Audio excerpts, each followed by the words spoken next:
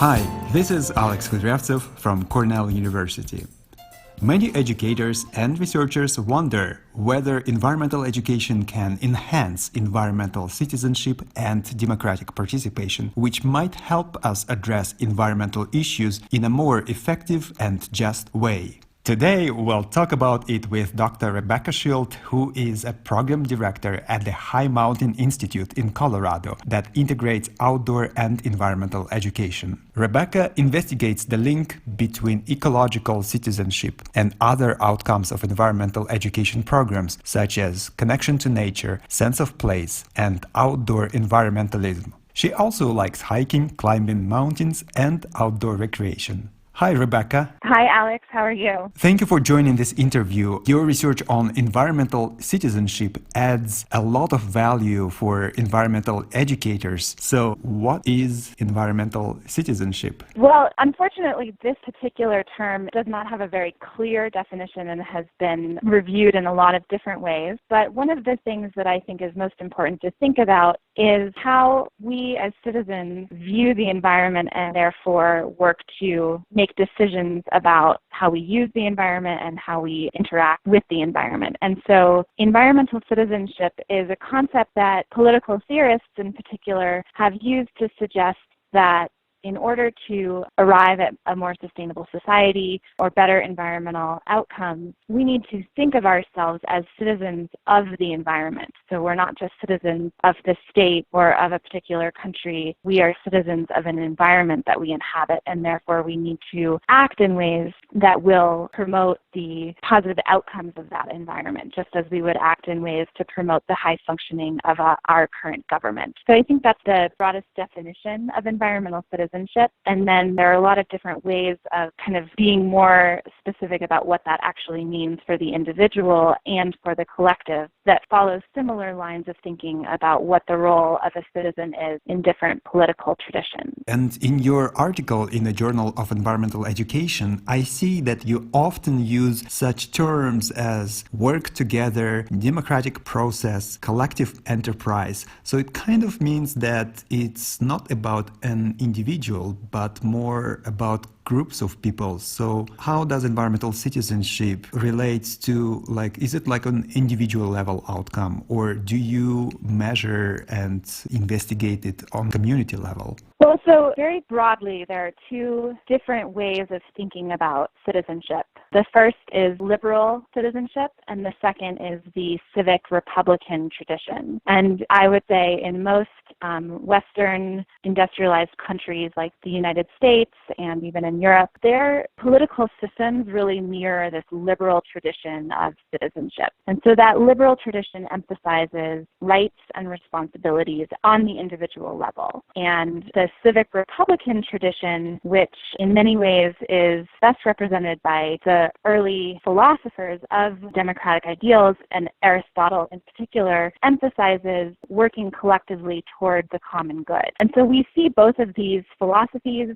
operating in our societies, especially here in the United States. What I would say is that we're really focused on the liberal conception of citizenship and therefore focused on our rights as individuals and the responsibilities we have toward the state. And so you could even argue that that conception of citizenship is maybe one of the reasons that we have the problems that we do, because people are not inherently thinking about working toward the common good or working collectively as a united community toward better outcomes that enhance the lives and quality of the environment for everybody.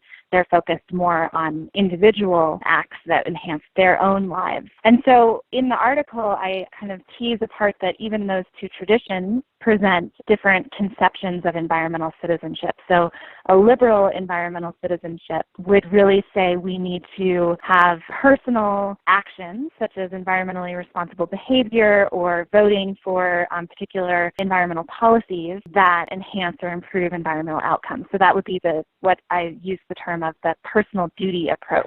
And similarly, we have the right to clean water and we have the right to clean air and other environmental resources. The civic republican tradition of environmental citizenship goes more broadly and says, certainly we need to act as individuals for better environmental ends. However, it's really important that individuals participate in the collective decision-making and deliberation of these important environmental issues. And therefore, they're working collectively to engage more directly in the democratic process in such a way that improves and enhances environmental quality for everybody. So I don't know if I'm explaining that distinction very clearly. You know, this topic is so meaningful for me personally. I'm from Russia, but I came to study in the United States. Here I observe that democratic traditions and participation in solving environmental problems are stronger than in many other places. People just don't wait for the government to come and fix all their problems. And for the audience of this podcast, can you give us examples of situations where environmental citizenship really works? And what do environmental citizens look like? What do they do?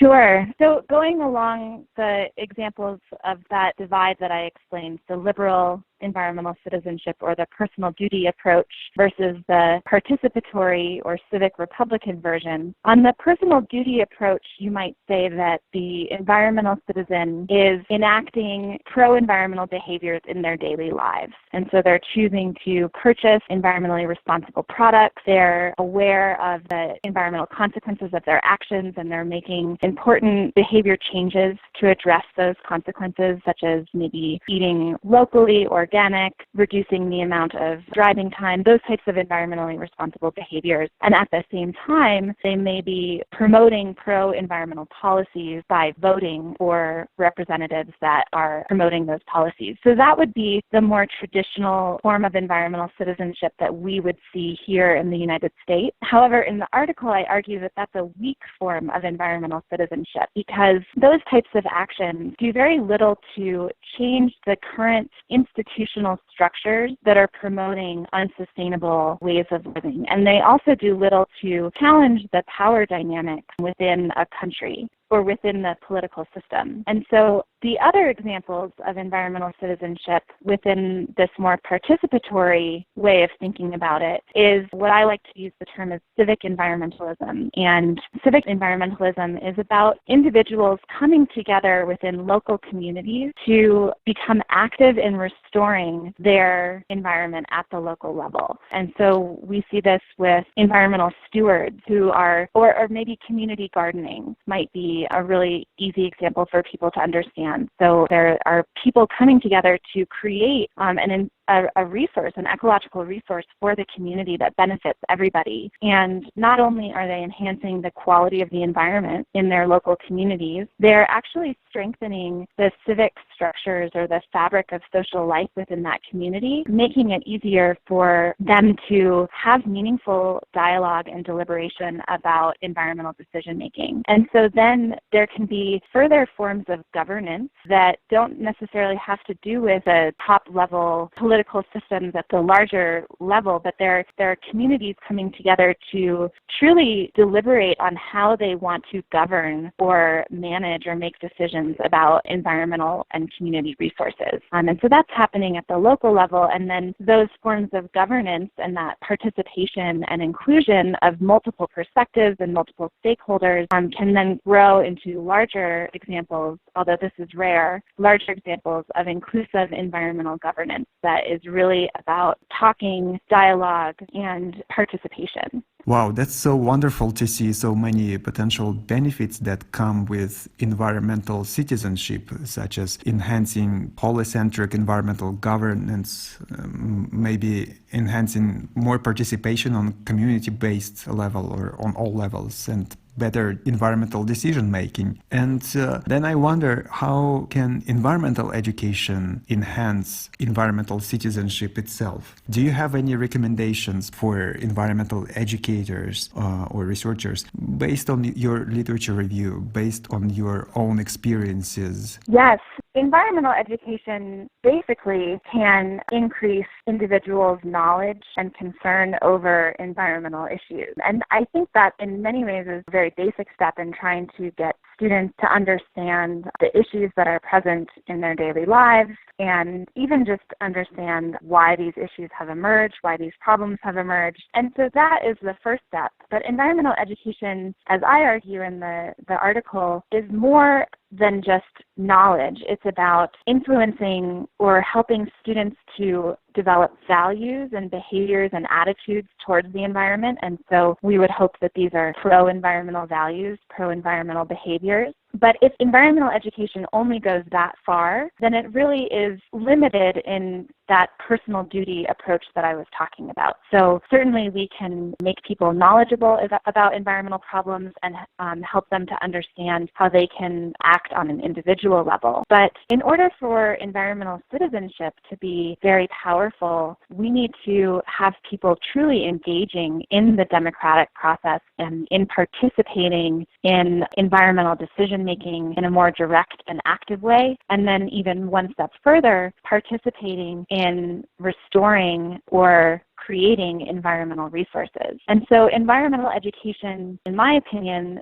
is very effective at doing this when it not only teaches about environmental issues and problems, but also helps students understand the political context that they're living in and actually gets them engaged in that environmental decision making or in becoming an environmental citizen. And so there's certainly the emphasis on environmental knowledge, but we also need to emphasize participation in civic life as part of environmental education. And can you give us examples of actual environmental education programs that effectively foster environmental citizenship? Yes, I have a few examples. I haven't studied them empirically, but I think they really present the model that I'm talking about, which are these place-based educational programs that get students engaged in the environmental decision making. So there's a statewide program called the Colorado River Watch program, which is a citizen science or water quality monitoring program. And at the High Mountain Institute, we have students who are collecting water quality data every month on a particular area of the Arkansas River.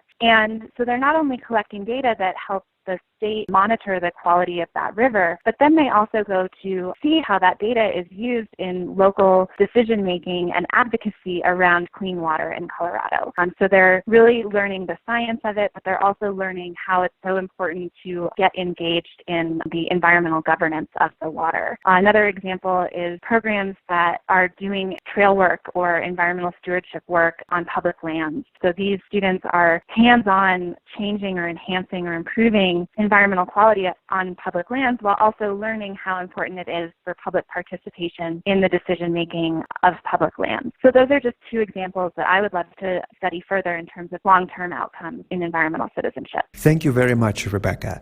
I think your ideas will help many educators to consider environmental citizenship as an outcome of environmental education, place-based and citizen science programs. Thank you. You're welcome. Thank you, Alex. Bye-bye, Rebecca. Bye, Alex.